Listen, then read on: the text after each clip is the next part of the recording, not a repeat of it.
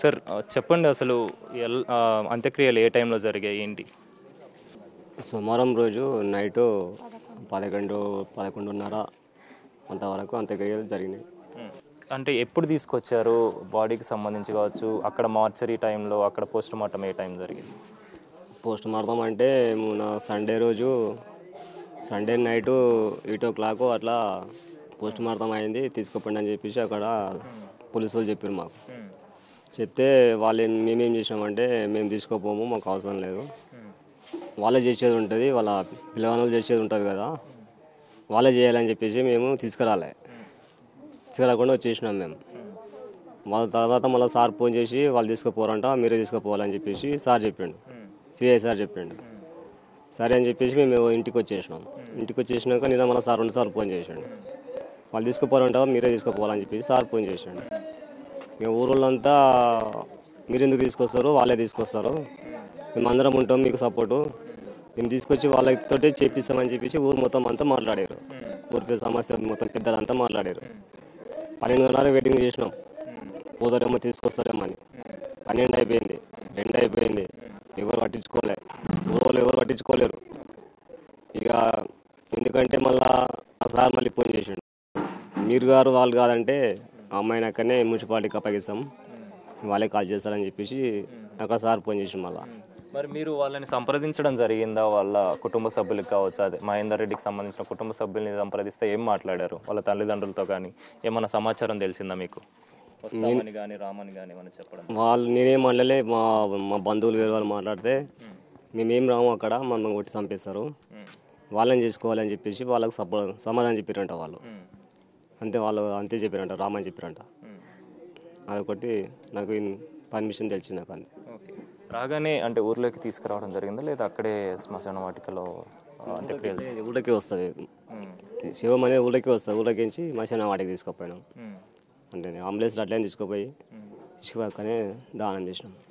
పోలీసులు ఏం చెప్పడం జరిగింది దీనికి సంబంధించి? అంటే మహేందర్ రెడ్డి అనే వ్యక్తి ఇప్పుడు ప్రెజెంట్ జైల్లో ఉన్నాడు, వాళ్ళకి సంబంధించి కూడా మీరు నిన్నటి నుంచి కూడా డిమాండ్ చేస్తున్నారు అతన్ని కఠినంగా శిక్షించాలని చెప్పేసి, అంత్యక్రియలు కూడా వాళ్ళు చేయాలని చెప్పేసి కూడా మాట్లాడడం జరిగింది. మరి పోలీసులు ఏం చెప్పారు, మీకు ఎలాంటి హామీ ఇచ్చారు?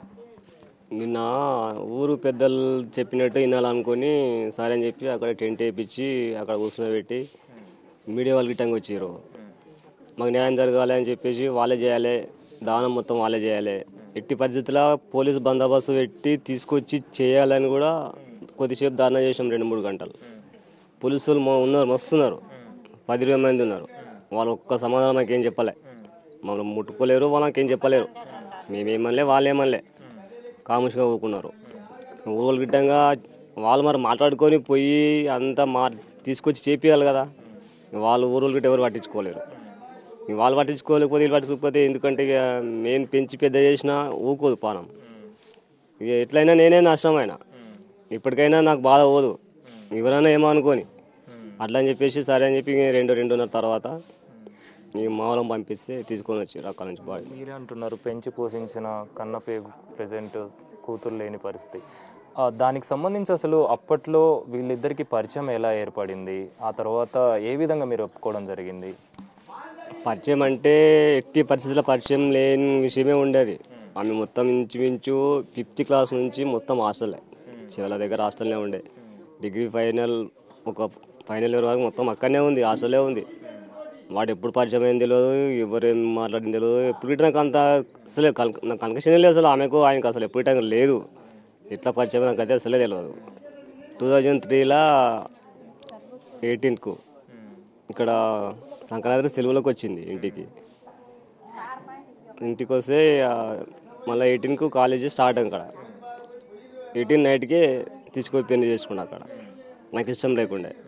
నేనేం చేసినా గొడవ చేసిన తీసుకుపోయినందుకు, వాళ్ళ మీద డౌట్ నాకు.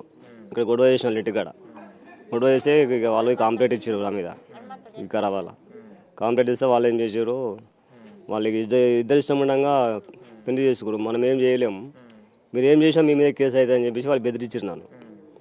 ఇక వాళ్ళు ఇద్దరు ఇచ్చినప్పుడు మనం ఏం చేయలేం కదా. ఇక మా అమ్మాయి గిట్ట వినలేదు, మస్తు బతిమిలాడిన, వద్దని చెప్తే కూడా నేను పోతాను, పోయింది. అంతకొక 2 నెలలు అయింది. 2 నెలల తర్వాత నన్ను బాధ పెడుతున్నారు, నన్ను హింసిస్తారు బాగా అని చెప్పేసి మళ్ళీ నాకు ఫోన్ చేసిన వాళ్ళ అత్త మామ వాళ్ళందరూ ఇట్లా అన్నం పెడతలేరు అట్లా మన తిడుతున్నారు బాగా అడ్డగోలుగా టార్చర్ పెడుతున్నారు అని చెప్పి అంటే కాంప్లీట్ మళ్ళీ అని నేను చెప్పిన నేను ఎందుకు రమ్మంటే నేను రమ్మని పోయి కాంప్లీట్ వాళ్ళే చూసుకుంటారు అని చెప్పిన పోయి కాంప్లీట్ ఇస్తే వాళ్ళు పోయి ఇక పిలిపించి వాళ్ళు మాట్లాడుకున్నారా ఏం చేసారో నాకు తెలియదు పోలేను పోలీస్ స్టేషన్కి పోలేను నేనేం పోలేను ఇక మళ్ళీ పోయింది ఇక మాట్లాడుకొని పోయింది మళ్ళీ 3 నెలలు 4 నెలలుగా మళ్ళీ వచ్చింది మళ్ళీ వచ్చినాక మళ్ళీ అది టార్చర్ పెడుతుండ్రు అది పోయిన నుంచి మొత్తం టార్చరే ఉంది ఇక ఒక్క నాటికి సక్కర్లేదు వాడు ఎందుకంటే వాడు ఏదో వాడుకొని వాని ఇజ్జత్ వాని మొత్తం మీద రోడ్డు పాలు చేద్దామని చేసిండు వాడు వానికి మాత్రం జైలు శిక్ష కాదు ఉరి శిక్ష చేసిన ఉరి శిక్ష చేయాలి వానికి ఏమీ కాదు వానికి ఉరి శిక్ష చేయాలి వాడిని వాళ్ళ ఫ్యామిలీ మొత్తం జైలు శిక్ష వానికి కట్టిన కారం వాళ్ళ ఫ్యామిలీకి జైలు శిక్ష పడాలి వానికి ఉరి శిక్ష పడాలి ఈ గవర్నమెంట్ని కోరేది నేను అదే ప్రతి ఒక్కడు అదే పని చేస్తున్నాడు ఏం న్యాయం జరుగుతున్నది తీసుకుపోతున్నారు జైల్లో పెడుతున్నారు ఇంత ఫుడ్ పెడుతున్నారు కొడుకులను పెంచుతున్నారు 3 నెలలకు 6 నెలలకు బయటకు వస్తారు మళ్ళీ ఇంకొని చంపుతున్నారు వాళ్ళు దేశాన్ని ఏమైనా ఉద్ధరిస్తురా చచ్చిపోయిన వాళ్ళకు అర్థమవుతుంది అది ప్రాణాలు పోయిన వాళ్ళకి అర్థమవుతుంది అది కొడుకు అది ప్రజార్థంగా ఉన్నాడు జైల్లో కూర్చున్నాడు అర్థం కూర్చొని తింటున్నాడు మనం ఎంత బాధపడుతున్నాం మనకు తెలుసు అది పెంచి పెద్ద చేసినానికి అర్థమవుతుంది అది ఇట్లా కొడుకులకు గురి శిక్ష ఖచ్చితంగా వాడాలి నిన్ను కోరేది అదే చివరిగా అంటే ఏమో 5 నెలల ప్రెగ్నెంట్గా కూడా ఉన్నారు స్వాతి గారు ఆ టైంలో మీతో ఏమైనా మాట్లాడడం జరిగిందా అంటే ప్రెగ్నెన్సీ విషయం కావచ్చు సంతోషంగా మాట్లాడిందా లేకపోతే ఎలా మాట్లాడిండొచ్చు ఆ టైంలో మా ఇంటికి వచ్చినప్పుడు 1 మంత్ అని చెప్పి ఇట్లే బాగా జ్వరం వచ్చిండే ఇక్కడ జ్వరం వస్తే దాకా తీసుకోపోయాను నేనే తీసుకోకపోతే డాక్టర్ అని చెప్పారు 1 మంత్ పైన మంచి చెప్పారు అంటే నీకే మంచిగా లేదు 1 మంత్ వద్దు ఏమొద్దు టాబ్లెట్ వాడుకో అవసరం లేదని చెప్పి నేనే చెప్పిన డైరెక్ట్ ఎందుకంటే నీకేం బాగాలేదు నువ్వు మంచిగా ఉంటే ఇట్లా తర్వాత ఏమైనా బతుకుతావు ఎట్లా పిల్లలు కావచ్చు ఎట్లా అనేది అవసరం లేదని చెప్పిన అంటే నా మాట వినకుండా ఊకుంది అట్లా నవ్వుకుంది ఇప్పుడు ఇంచుమించు 5 మంత్ 6 మంత్ అయిందంట అది అప్పటి నుంచి నాకు తెలియదు నేను ఫోన్ చేయలేను నాకు ఫోన్ చేయలేదు అలా మాతో ఏం మాట్లాడుతున్నా నేను కూడా మాట్లాడలేకపోయినా ఎందుకంటే నేను చెప్పినట్టు లేదు కాబట్టి ఇక నేను దూరం ఉన్నా ఆమె వాళ్ళే మాట్లాడుకున్నారు ఇక నేనేం మాట్లాడలేకపోయినా అదే చివరి మాటన మీకు ఆ రోజు మీరు తీసుకురావడం హాస్పిటల్కి తీసుకెళ్ళడం ఆ తర్వాత నుంచి మీరు ఆమెతో టచ్లో ఉన్నారా ఫోన్ చేసి మాట్లాడేది తిన్నవాడు అంటే తిన్నా మంచిగా ఉన్నాను అంతే చెప్పేది ఏం చెప్పలేదు నాకు అంతే ఎక్కువ ఏం మాట్లాడుకున్నా నాతోటి నేను మంచిగా ఉన్నాను నేను అంతే ఏం చెప్పలేను ఇక మీకు ఆమె అంతే తిన్నావా అంటే తిన్నాను చివరికి ఎప్పుడు మాట్లాడడం జరిగింది మీతో ఇంచుమించు నాకు 20 days అయిపోయింది అప్పటి నుంచి గిట నేను గిట ఫోన్ చేస్తలేదని నేను గిట మస్తు బాధపడుతుంటే ఫోన్ చేస్తలేదని ఫోన్ చేయలేదు నాకు 20 days నుంచి ఫోన్ చేయలేదు ఈ మహేందర్ రెడ్డి కుటుంబ సభ్యుల విషయానికి వస్తే వాళ్ళ తల్లిదండ్రులు మీతో పాటు ఎలా ఉండేవాళ్ళు అంటే పెళ్ళైన దగ్గర నుంచి కావచ్చు ఆ టైంలో మీతోటి ఎలా ఉండే సంబంధాలు పెళ్లి కాకముందు బాగానే ఉండేది మాతోటి మంచిగా ఉండేది మేము ఎప్పుడేం గొడవ వాడేది లేదు ఎప్పుడేమో కక్షలు మాకు ఏమీ లేవు మంచిగా ఉండేది పెళ్ళి అయినాకనే నాకు ఇట్లా అన్నందుకు నేను ఇంకా గొడవ చేసినందుకు మాట్లాడలేకపోయినా దూరం ఉన్నాం అప్పటి నుంచి దూరం ఉన్నాం అప్పటి నుంచి కొంచెం కక్ష పెరిగింది నాకు వాళ్ళ అత్తమామ బాగా టార్చర్ పెట్టేది నేనేం అనలేకపోయినా ఇక ఎందుకంటే ఇప్పుడు ఏమన్నా నేను ఆమెకు బాధ అవుతుంది మా డాడీ నన్ను ఇట్లా చేసా కదా అని చెప్పేసి అంటుకుంటుంది అని చెప్పేసి నేను కూడా ఏం అనలేకపోయినా ఎంత టార్చర్ పెట్టినా నేను ఏం అనలేను ఇక ఆమె మస్తు మింకొని లాస్ట్కి వస్తే వాడు ఈ పని చేసాడు వాడు